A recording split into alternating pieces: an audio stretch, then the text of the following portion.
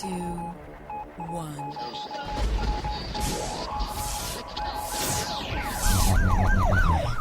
We'd like to welcome you to another edition of Grok Talk, brought to you by New Hampshire's leading conservative blog site, granitegrok.com. We are your feared extremist, right-wing, hard-charging, gun-toting, opinionated, outspoken, rabble-rousing, letter-writing, radio microphone stomping conservatives and rational libertarians. So get ready for more news and opinion you could only get from granitegrok.com. Grok Talk. All right, we are Grok Talk. I'd like to remind you that you can listen to this program live right now on Spreaker and Ustream, but then you'd know that, wouldn't you? And since you aren't, I will remind you that you can also listen on Stitcher, iTunes, Spreaker, iHeart, TuneIn, Tumblr, YouTube, Ustream, and more. So, no excuse not to listen to us. We have a scheduling change because I have all these people who help me do this, and we have a lot of last-minute try to get guests in to fill segments sometimes when we have the time available. And we got lucky because we have the awesome and amazing DaTechGuy, Pete Ingemi, on the phone with us. Good morning, sir. Good morning, and let me say that I was paid one of the great compliments that a blogger can be paid yesterday, while I was here at the First in the Nation Summit here in Nashua. A person came over to me and asked me if I was one of the Granite Grok crew. So you don't get much of a higher compliment than people thinking that you're part of Granite Grok, as far as I'm concerned. Well, thank you very much. And we're delighted to be confused with one of the best political journalists in the country. So a two-way win there, and we're looking forward to catching up with you tomorrow, too. Well, I will do my best to be there. You should expect me. Thank you. We'll make space. So, Pete, how is the First in the Nation going? And, how are the candidates showing themselves off? How is the party handling itself, so on and so forth? Anything you can say without being thrown out? Well, one of the things I've been doing is I've been talking to a lot of state reps and state senators and the activists. And if you'll see my lead piece today about the real stars of the show, they are being solicited by every campaign in sight. The campaigns are going whole hog. In terms of political reporters, you might recall last year there was a room, plenty of space for people. Basically, there was a side room where people would sit down and do interviews. That room is now totally packed with press. Every time a candidate shows their face, a gigantic press scrum surrounds them, and it's very hard to get in to them. So I've kind of separated myself from the rest of the press onto another area and doing my work from there. But basically, it's a hard time for the candidates in one respect. It's hard to separate themselves because there's so many of them. So many of them are so well spoken that the trick becomes who can you buttonhole, and that's what I think this event is really about. Who can you buttonhole? So the candidates may be the stars, but the people that they want to attract are the real winners here. Actually, you make a very good point, Pete, and this is Skip, and thanks for coming on the show. This is now the start of the first campaign, which is the campaign for the activists, because these are the folks that the campaigns themselves recognize. These are the influence makers. These are the people that the ordinary person who doesn't get involved in politics will turn to and say, well, what do you think of? And they expect the activists to know, what's going on, who's on what policy, and everything else like that. Plus, the campaigns would like to be able to have those names associated with their campaigns and not just be able to talk about those candidates, but also help out with the campaigns themselves to be a shining star. It's the legwork. It's the people who are willing to volunteer and do the legwork who are the most important. And I was interviewing some activists like that yesterday who were saying that they've been hearing various speakers, and I was surprised to hear some support for Governor Gilmore of Virginia. I've had multiple people talk to me about him very favorably, and I did not expect that, including at least one state senator who was talking along those lines. From what people have told me, the most, and what people have reacted, because obviously I'm here, Chris Christie impressed a lot of people, even those who disagreed with him, because he's very, very direct.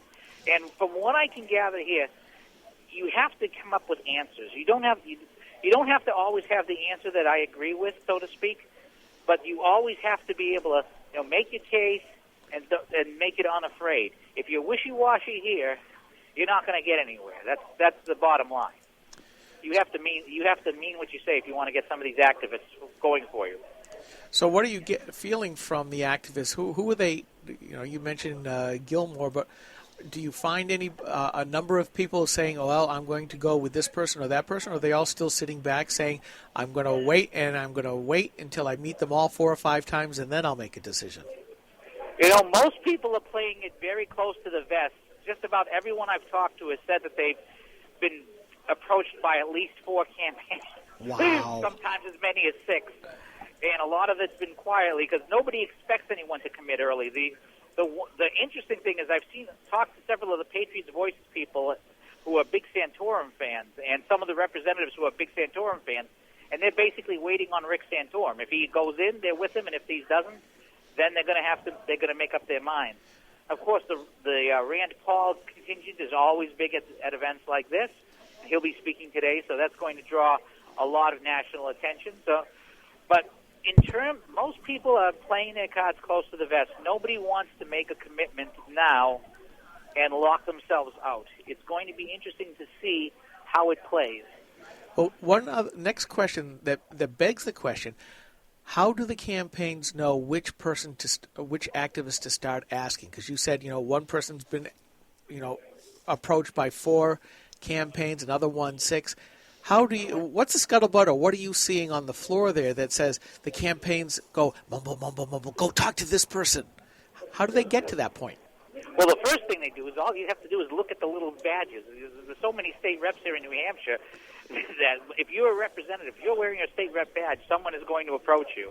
And if they're not approaching you out in front of everybody, they're approaching you in one of the more informal moments. So you're a state rep, you're going to be known. There's nobody more popular than a Republican state rep in New Hampshire around election time with a field this big. And how about the people who aren't in government? The people who just want to be activists, they've never run for office, they don't have the title. How does the campaign know about those folks? Well, they look at who's associating with who. I mean, you can tell the people, the activists, by how they talk, by how they carry themselves. And these campaigns know what they're doing. I mean, Scouting. Some of the bigger ones. Well, some of the bigger ones have their people on the ground, who've had their people on the ground for a while, so they've been trying to make connections. By the way, right now Rand Paul is speaking, and you're getting a crowd of press and a crowd of attention around him at the moment, right on the podium. You're going to see a huge press scrum in a few minutes as soon as he walks out. He's going to have a very hard time walking. Do you need to go to that, or? Well, I can go to it in a little bit, but okay. Granted, Grox, you guys are the man. I'm going to stick with you as long as I can. Well, thank you very much. We got you for a few more minutes. And often we would be at these things, but we're not exactly in lockstep with the state party these days, and we decided there was enough to cover that we'd be covering it from the studio.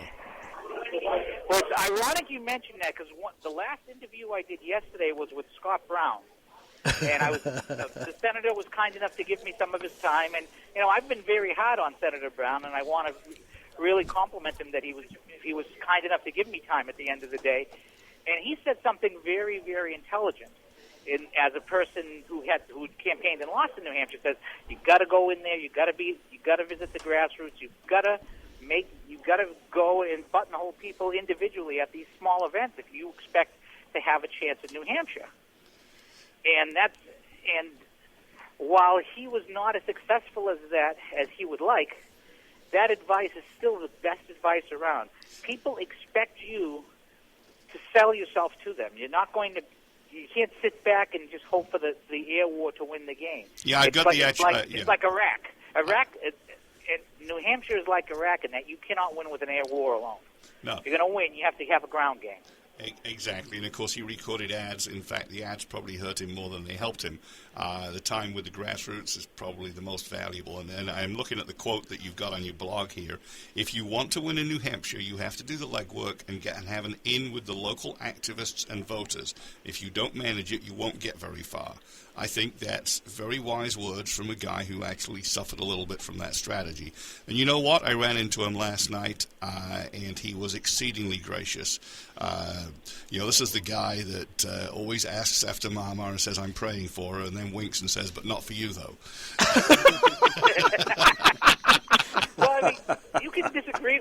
One of the things that people forget is that you can disagree with a lot of people and not be disagreeable, and you can like people and just think that they're wrong on an issue or two. I mean, my sister votes Democrat. That doesn't mean I don't like her. She just happens to be wrong. You can't crucify him for being wrong. No, you can't. And it's an excellent piece. And by the way, folks, while we have Pete on, some of the best political journalism out there, DaTechGuy.com, and he has a tip jar, and he's entirely reader-supported. We're kind of self-supported with a few generous donations that buy us equipment from time to time. Peter is reader-supported, and if you like what you read, you know what to do. And I would especially note that we also have our Magnificent Seven bloggers who are all over the country. Fausta Wirtz, award-winning blogger down in Louisiana. We have Pat Austin. We have Marathon Pundit who writes for us. We have some great writers, and these writers aren't free writers. We're paying all of these writers who are writing for us. So if you like what you read at the Tech Guy blog, if you can hit the tip jar, we can continue to provide you with the good writers. I can continue to do the work, and if we get enough, I can do some legwork not only around here but around the country. Or do like me and take out a monthly subscription, even a little low amount. It all helps to keep the finances of the blog on an even keel. Well, it adds up, and it's a question I've asked many times. You can either have the mainstream media and the filter, or you can have citizen journalism. And in fact, it's funny that you mentioned that, because I had interviewed one person. They asked about, well, how will this be edited? And I said, I don't edit these videos. I do the short 3-minute interviews. I give people the chance to say with their opinions. I don't pull ambushes because I don't believe in ambushes. I will make my point later, and you can make your point now. And I trust my readers to come up with it. And remember, the media will try and spin you. I'm going to give you what's there, and I trust your opinion. And that's granite grok all over. Yeah, exactly. We don't cut the videos, except maybe just a little noise at the beginning or end. Everything the candidate or panel or whatever says is included in full, unless there's a technical fault. I mean, we do everything we can to present the complete discussion, statement, whatever, and let the readers decide. Now, Pete, didn't I notice that you were writing at Watchdog Arena? Yes, you did. In fact, we had a post that went a bit viral on tax illiteracy. I do my own taxes, and it's appropriate that we're talking about this considering the day. It's the 18th of April. Mm-hmm. When we had the original American Revolution, the protest was no taxation without representation. Right now, we have taxation without understanding. Too many people do not understand the tax code, and if you are taxing people without their understanding, it's the same thing as not having representation. You cannot. You need to know how the system works. Otherwise, you're going to end up with tyranny. And I'm sorry, I want to know how I'm being taxed. I want to see these forms. I want to know what's going on. And the more complicated your tax system, the less likely you're going to understand it. And that actually plays to big government. That plays to those who want to manipulate the system. The more complicated tax code just invites trouble. And that's an issue that I think is very, very important that I'd like to see more people address here. Well, Pete, I am writing there as well, and I hope you look for my stuff and share it. I will do the same. We've come to the end of the segment, and I want to thank you so much for taking some time to talk to us today. Well, thank you for having me. And again, the TechGuyBlog.com is the site, and I'll be looking forward to seeing some of you guys tomorrow. All right, great, Pete. We'll see you tomorrow. Take it easy. And enjoy the show. Take care. All right, bye-bye. Hi, this is Rich Gerard, host of Gerard at Large in the Morning, the Manchester area's only locally owned, locally operated, focused, and interested, riveting radio show, heard live every Monday through Friday from 6 to 9 on 90.7 FM WLMW New Hampshire Family Radio, and available 24/7 live or archived at GerardAtLarge.com. Be sure to tune in.